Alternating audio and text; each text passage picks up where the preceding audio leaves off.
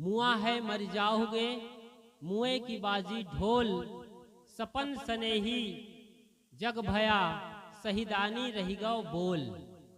सदगुरु कबीर साहब अपनी इस साखी में जीवन और मृत्यु का ऐसा नक्शा खींचे हैं कि सारी बातें आ गई हैं। मुआ है मर जाओगे।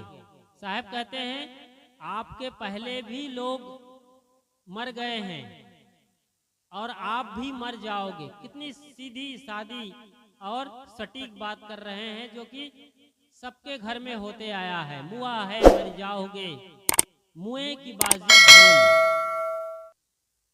जब जानवर मर जाते रहे हैं, अब तो ऐसा कुछ देखने को नहीं मिल रहा है।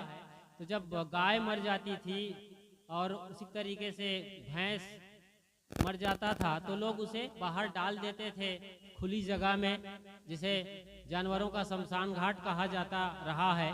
आजकल वो खत्म हो चुके हैं। तो वहाँ पर वो चाम छीलने वाला आता था और चाम छील करके बैग में रखता था और हड्डियों का पूरा ढांचा अपनी साइकिल में पीछे बांध करके वो ले जाता था जहाँ उन्हें बेचना है या चाम खरीदने वाले होते हैं। और उसी चाम के ये ढोल नगाड़े और जिसे ताश कहते हैं, वो डफड़ा यहाँ कहा जाता रहा है, वो बनाए जाते थे, वो बजता था। जब तक जानवर जीवित थे उसके दूध से हम सिंचित होते रहे, गोबर से खेतों को सींच रहे थे, उपजाऊ बना रहे थे।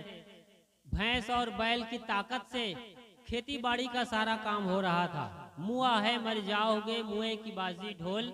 और जब वो मर गए जानवर तो उसके ढोल नगाड़े बन गए, तब भी वो काम आ रहे थे।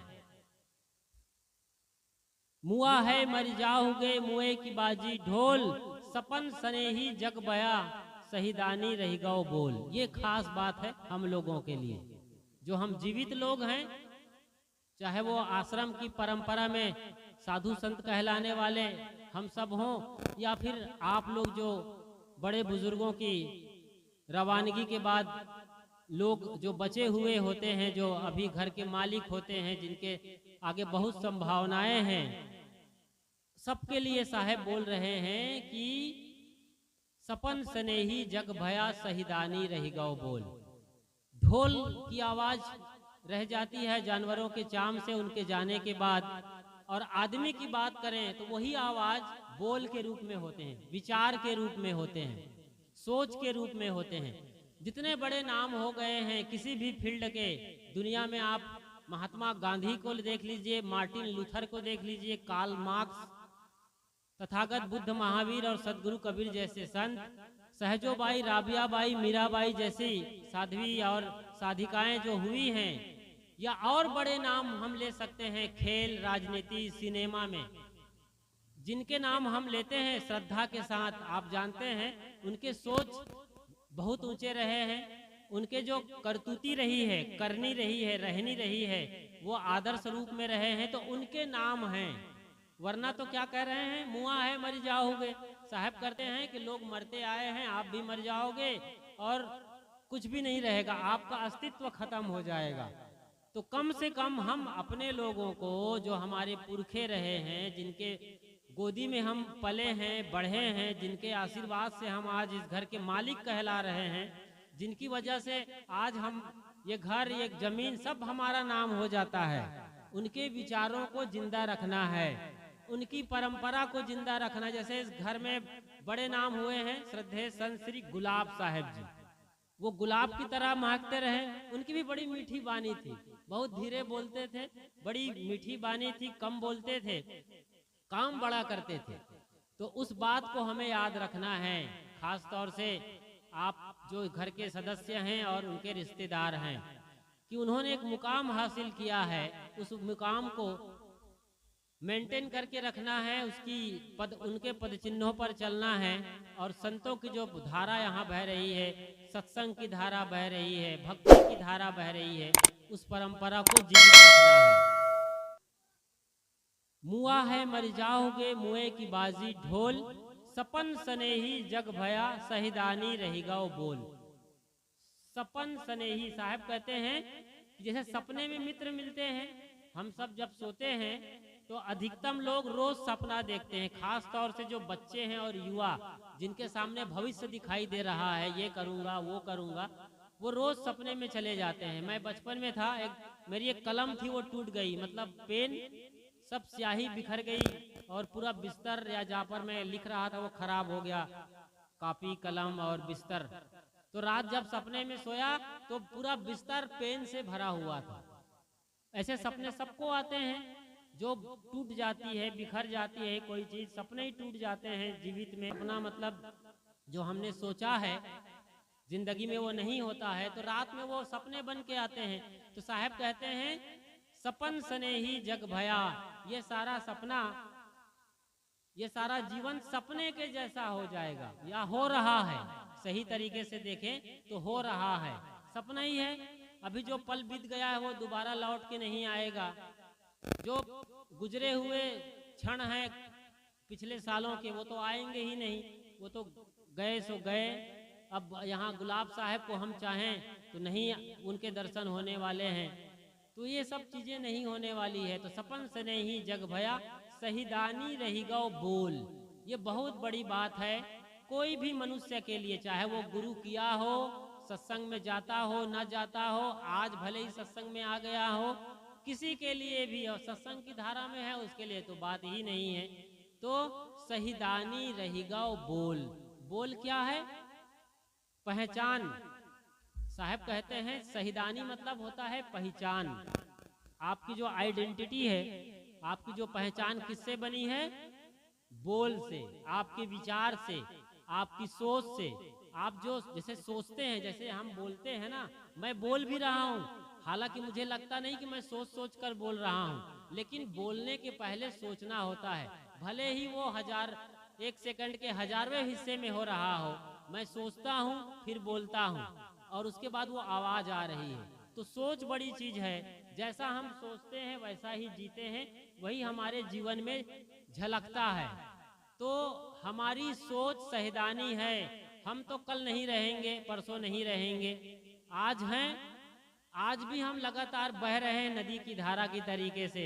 जैसे एक नदी में दोबारा नहीं उतर सकते हैं, दोबारा जब उस नदी में उतरेंगे तब तक वो नदी पता नहीं कहाँ बह गई है, पानी कहाँ चला गया है।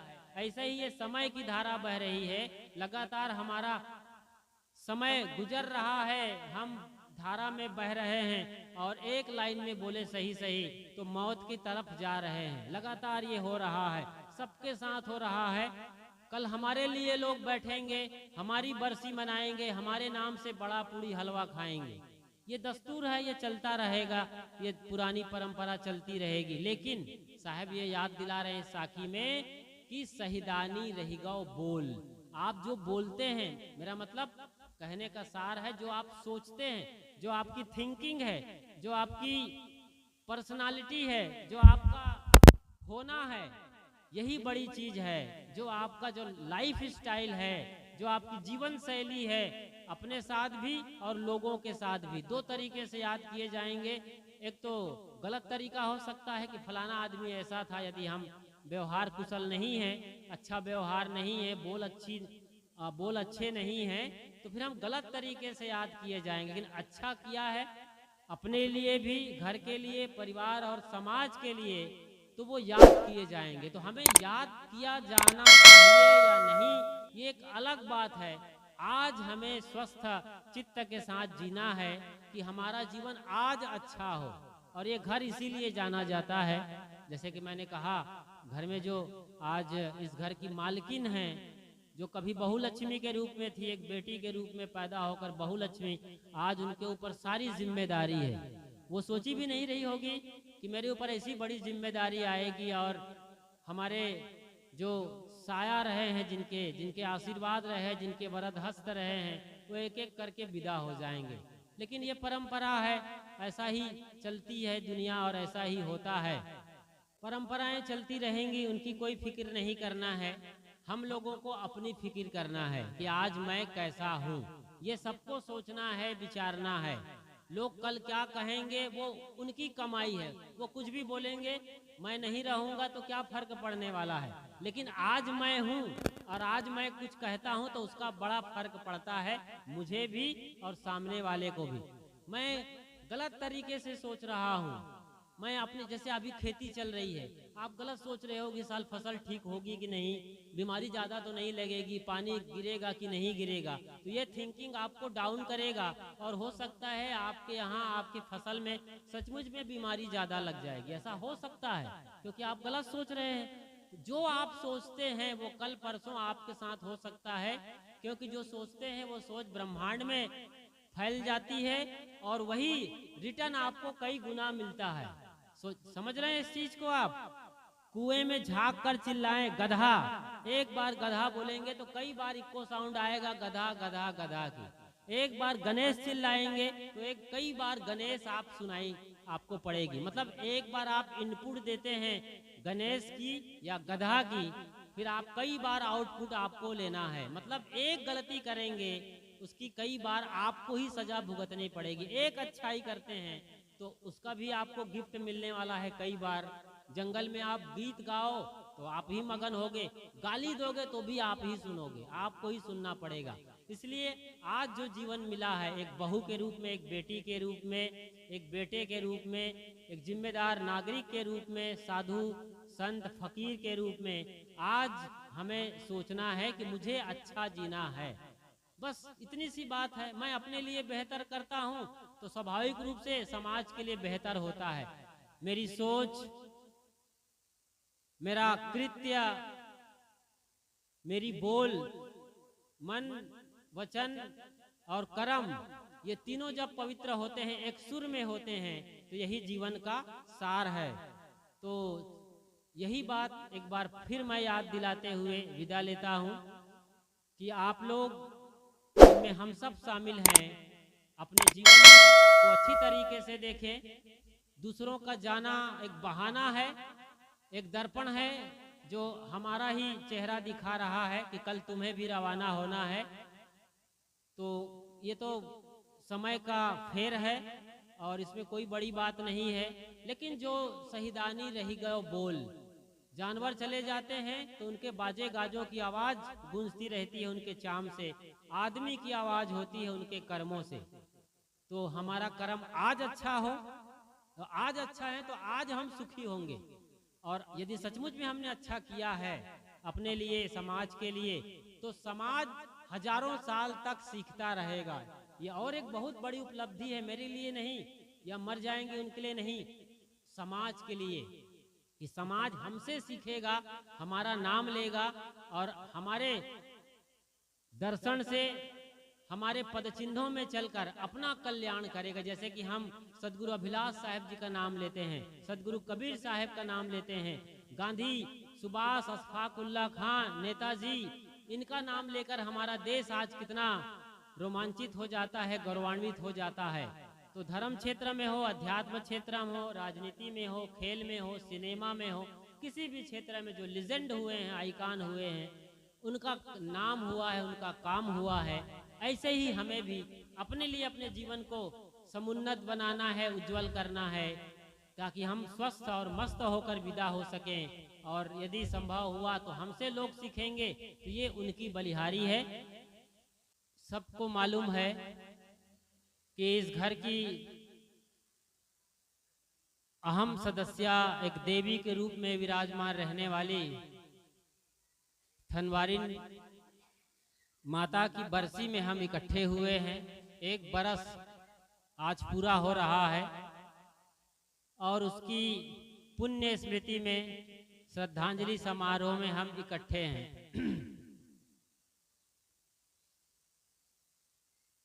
ये घर का बड़ा सौभाग्य रहा है।